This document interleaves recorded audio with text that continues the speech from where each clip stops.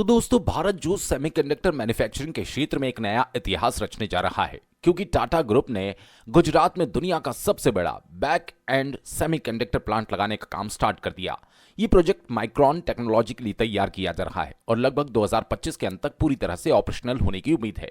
ये प्लांट 50 एकड़ में फैला होगा और इसे 91,000 करोड़ की लागत से तैयार किया जा रहा है। ये न केवल भारत के लिए बल्कि पूरे विश्व के लिए एक बड़ा कदम होगा क्योंकि ये प्लांट असेंबली, टेस्टिंग, मार्किंग और पैकेजिंग फैसिलिटी के रूप में काम करेगा। चलिए जान लेते हैं क्या है बैक एंड सेमीकंडक्टर यूनिट। दरअसल जब सेमीकंडक्टर चिप्स बनते हैं तो उन्हें कई तरह की टेस्टिंग और प्रोसेसिंग से गुजरना पड़ता है ताकि यह सुनिश्चित किया जा सके वे सही तरीके से काम कर रहे हैं। बैकएंड सेमीकंडक्टर यूनिट का काम इन चिप्स की असेंबली, टेस्टिंग, मार्किंग और पैकेजिंग करना होता है। गुजरात में बन रहा यह प्लांट माइक्रो टेक्नोलॉजी के लिए एक एडवांस ATMP यूनिट होगा जहां सेमीकंडक्टर चिप्स पूरी तरह से टेस्टिंग और पैकेजिंग की जाएगी।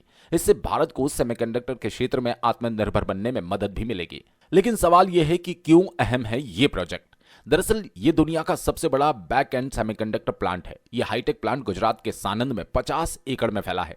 यह विशालकाय असेंबली, टेस्टिंग और पैकेजिंग प्लांट माइक्रोन के लिए बनेगा। साल 2025 के अंत तक यह सुविधा पूरी तरह से तैयार हो जाएगी।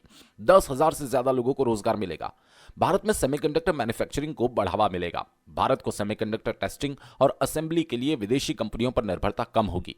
सेमीकंडक्टर चिप्स की टेस्टिंग, मार्किंग और पैकेजिंग भारत में होने से इसकी लागत कम होगी। भारत अब चिप्स का निर्यात अमेरिका, जापान और यूरोप जैसे देशों को कर सकेगा। हजारों लोगों को प्रत्यक्ष और अप्रत्यक्ष रूप से रोजगार मिलेगा।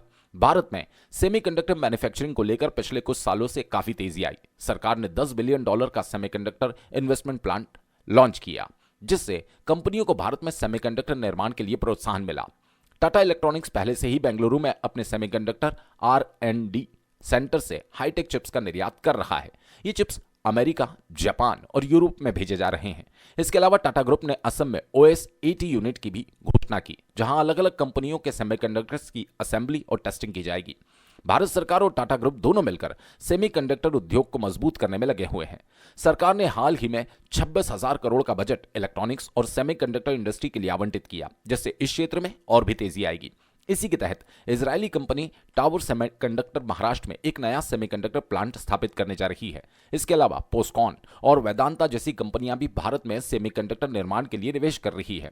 टाटा ग्रुप ने पहले ही 28 nm चिप्स का निर्माण कार्य शुरू कर दिया। अब 14 nm चिप्स पर भी काम चल रहा है।